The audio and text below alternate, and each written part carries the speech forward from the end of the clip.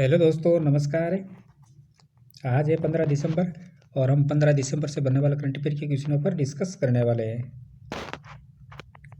तो चलिए, आज का पहला क्वेश्चन है कि भूमि विवाद के तेजी से समाधान के लिए भूमि सुधार संवाद पहल किस राज्य ने शुरू की है। भूमि सुधार संवाद जो पहल है वो किस राज्य के अंदर शुरू की गई है। ये की गई है बिहार के अंदर। किस राज्य में? बिहार राज्य के अंदर भूमि सुधार संवाद पहल है, उसको शुरू किया गया है। क्यों किया गया है?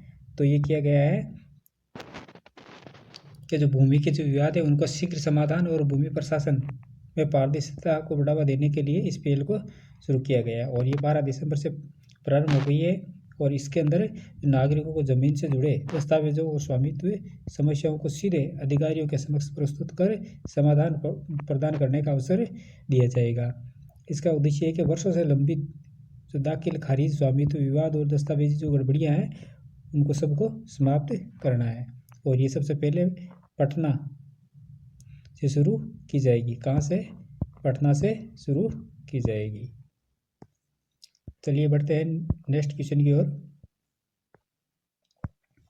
तो निम्न में से किस राज्य को हाल ही में नक्सलवाद मुक्त घोषित किया गया है? हाल ही में किस राज्य को नक्सलवाद मुक्त घोषित किया गया है? तो ये किया गया है मध्य प्रदेश को। किस राज्य को कर दिया है? मध्य प्रदेश को। मध्य प्रदेश को जो मध्य प्रदेश सरकार है इसने दिसंबर 2025 के अंदर घोषणा की है कि जो अब मध्य प्रदेश है जो नक्सलवाद से मुक्त है। ये घोषणा बालाघाट जिले में 2 माओवादी उग्रवादियों का आत्मसमर्पण के बाद की गई है।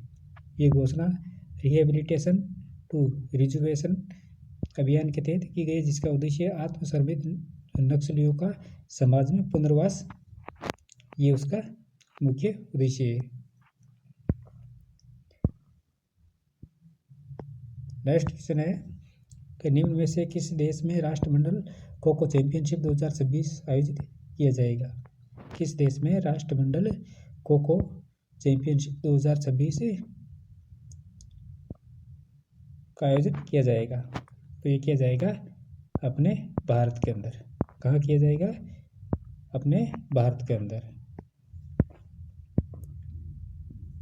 कब से कब होगा? तो ये 9 मार्च से 14 मार्च 2026 तक आयोजित होगा। और ये पहली बार कॉमनवेल्थ खो खो मेजन चैंपियनशिप की मेजबानी करेगा। और इस कॉमनवेल्थ के अंदर 24 से अधिक देश हिस्सा लेंगे। और 2026 के अंदर चैंपियनशिप में 16 पुरुषों की टीम होगी और 16 ही महिला खिलाड़ियों की टीम जो एक साथ मुकाबला करेंगे। और इसी वर्ष पिछले जो अभी 2025 के अंदर जो शुरुआत के अंदर नई दिल्ली के अंदर आयोजित पहले खो खो वर्ल्ड कप हुआ था। कौन सा हुआ था? Kho kho world cup. उसके बाद में ये खो खो चैंपियनशिप इसका अगला कार्यक्रम रखा और उसके अंदर 23 देशों ने हिस्सा लिया था और 20 पुरुष और 19 महिला टीमें हिस्सा लिया था। कॉमनवेल्थ 56 स्वतंत्र देशों का संगठन है। कॉमनवेल्थ है ये 56 स्वतंत्र देशों का संगठन है और जिसकी जनसंख्या लगभग 2.7 अरब है। तो भी ये 9 से 14 मार्च 2026 तक आयोजित किया जाएगा। नेक्स्ट क्वेश्चन है कि निम्न में से किस शहर में भारतीय नौसेना का पहला स्वदेशी diving support craft DSC-A-20 commission किया जाएगा? किस शहर में भारतीय नौसेना का पहला स्वदेशी सपोर्ट क्राफ्ट DSC-A-20 कमीशन किया जाएगा? ये किया जाएगा कोच्चि के अंदर। कहाँ किया जाएगा? कोच्चि में। इंडियन नेवी ने 16 दिसंबर को साउथर्न जो नवल कमांड है इसकी देखरेख के अंदर कोच्चि के अंदर स्वदेशी रूप से डिजाइन और निर्मित डाइविंग सपोर्ट क्राफ्ट के पहले जहाज DSC-A-20 को कमीशन करेगी। ये जो Kolkata company Titagarh rail system के द्वारा बनाया गया है और कैटामारन डिजाइन है और 390 टन का ये जहाज है। कितने टन का? 90 टन का। किसके द्वारा बनाया गया है? ये कोलकाता की जो कंपनी है टीटागढ़ रेल सिस्टम, उसके द्वारा बनाया गया है। और ये DSC A20 5 जहाज़ों की सीरीज का पहला जहाज है। 5 जहाज़ों की सीरीज का पहला जहाज है। नेक्स्ट है कि हाल ही में PNB हाउसिंग फाइनेंस के नए MD और CEO के रूप में किसे नियुक्त किया गया है? PNB हाउसिंग फाइनेंस के नए जो MD और CEO है वो किसे नियुक्त किया गया है? तो ये किया गया है अजय कुमार शुक्ला को। किसको किया? अजय कुमार शुक्ला को। इनसे पहले कौन थे? तो इनसे पहले थे गिरीश कोसगी, ये इनसे पहले थे।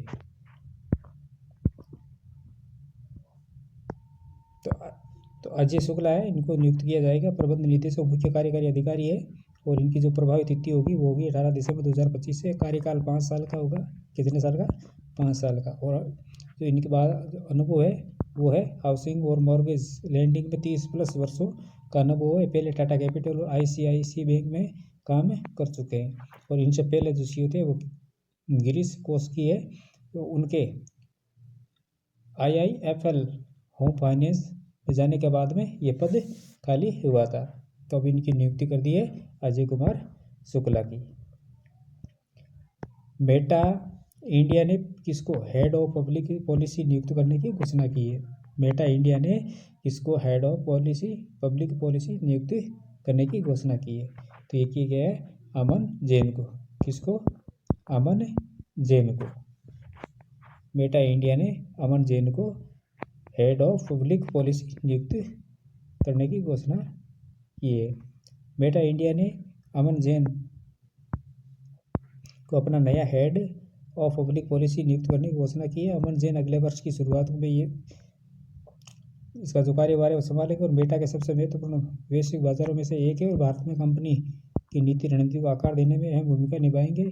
और वे साइमन मिलनर एशिया पैसिफिक क्षेत्र के वाइस प्रेसिडेंट यानी पॉलिसी को रिपोर्ट करेंगे।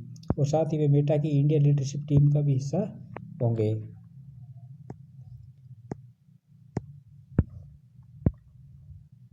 प्रीवियसली क्वेश्चनों का रिवीजन कर लेते हैं कि नुमालीगढ़ रिफाइनरी वित्तीय स्वायत्तता और विकास को बढ़ावा देने के लिए भारत का 27वां केंद्रीय सार्वजनिक क्षेत्र उद्यम बन गया है। और प्रतीक माधव दिव्यांग सशक्तिकरण नवाचार के लिए राष्ट्रीय व्यक्तिगत उत्कृष्टता पुरस्कार से सम्मानित किया गया है।